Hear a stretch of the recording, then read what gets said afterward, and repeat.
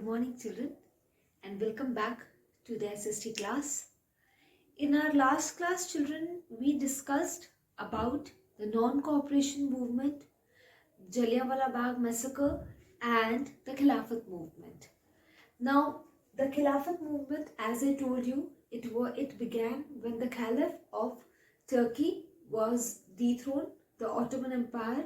It suffered because of the Britishers, and when this Khilafat movement began and the Jallianwala Bagh massacre took place, Gandhiji collaborated these two incidents and began the non-cooperation movement. Now, what was non-cooperation movement? The non-cooperation movement was a movement which was started against the Britishers, in which they stopped any sort of cooperation with them. Now, why did they stop any sort of cooperation? Because the Britishers were not ready to listen to the problems and to the sufferings which were being suffered by the Indians. And the educated Indians, they were not getting proper jobs, and this was not liked by the educated mass of that time. Then what happened in the non-cooperation movement? They stopped usage of any sort of English-made goods. Now, what is any sort of English-made goods? Like clothes, then liquor, then the schools, jobs. Now, these all things were given to the Indians by the Britishers. So, Gandhiji told that we will stop all these things, the usage of all these things, and we will promote our native things. Now, what were the native things? The usage of khadi, then the going to the Indian schools rather than the British schools, and opting for the movements rather than the British jobs. Now, everything was going fine, but Gandhiji had only one motto, that was non-violence. That we will take freedom, but with non-violence. We will not create any problem and any, you can say, ruckus around us, because the things can be taken peacefully. So there should not be any kind of violent activity. But one incident, it changed the whole scenario. Now, which was that incident? The Chauri Chaura incident, in which near about 22 policemen were burnt alive by the mass. Now, when this incident took place, Gandhiji called off the non-cooperation movement, because this was not liked by Gandhiji. After that, there were many meetings. The Nehru Pact was signed. Now, what was that Nehru report? The Nehru report, in which they requested the Britishers to cooperate with them. But they also decided that if the Britishers will not cooperate, then they will ask for Purna Swaraj. Now, what is Purna Swaraj? Means total freedom. Now, when this thing was decided in Lahore, then Gandhiji was made the in charge or the leader of this Purna Swaraj.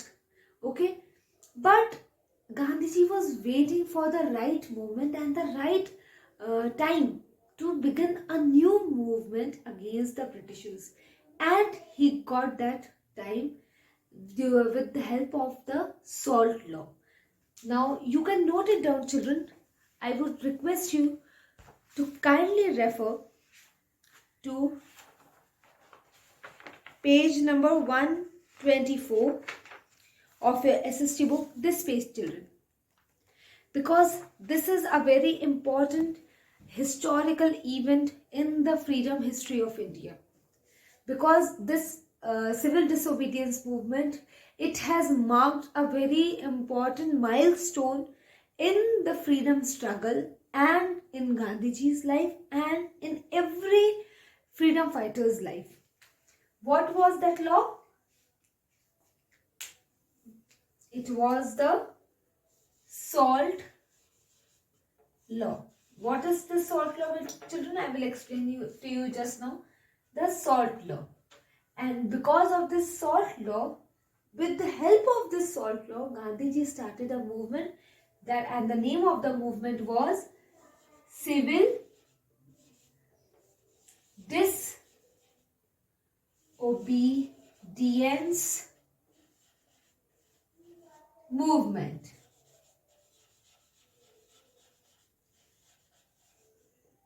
Now, what was this civil disobedience movement? This movement is also known as the Dandi March, the Salt March. Okay. Now, this civil disobedience movement began in the year 1930. Gandhiji launched the civil disobedience movement against the salt law. Now, what was this salt law, children? Salt law bounded the Indians, it forced the Indians to purchase salt from the Britishers in a very high price. And at that time, 65% was the hike of this salt, and the 15% of the revenue of the Britishers was coming from this salt law. Because see, whether it is a higher caste like a Brahmin or a lower caste like a Shudra, which caste system at that time which existed, according to that caste system, the Brahmins, even the lower caste, everyone needed salt. So salt was what? It was a very minor and a very important ingredient in everyone's house. Now, this salt, which was a compulsory item, it was being sold by the Britishers in a very high price. Now, this was not liked by Gandhiji, and he got a chance to launch the civil disobedience movement. And he launched this, and from Sabarmati ashram, which he had created after a lot of groundwork which Gandhiji did, he established the Sabarmati ashram, and from the Sabarmati ashram, which is in Gujarat, he went to Dandi. It is near about 290 kilometers, and he covered it in 24 days. Okay. Then he went to Dandi. There he made salt from the saline water of the ocean, of the sea, and he broke this salt law. After that, finally in 1942, Congress under Gandhiji launched the Quit India movement. Now, what is this Quit India movement?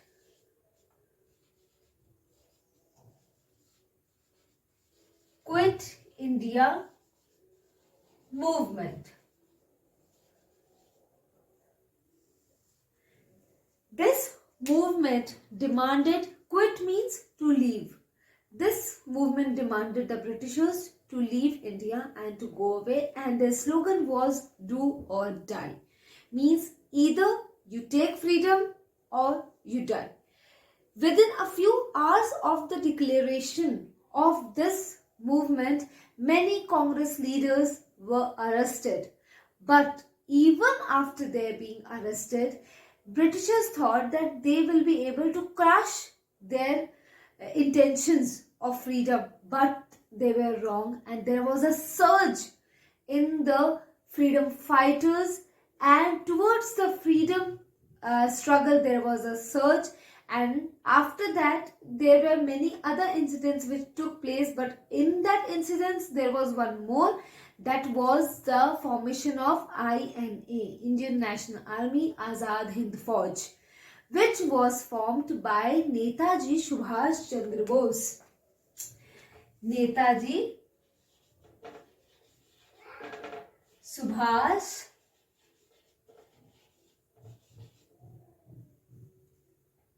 Chandra Bose. He was an Indian who at that time was a ICS officer under the British rule.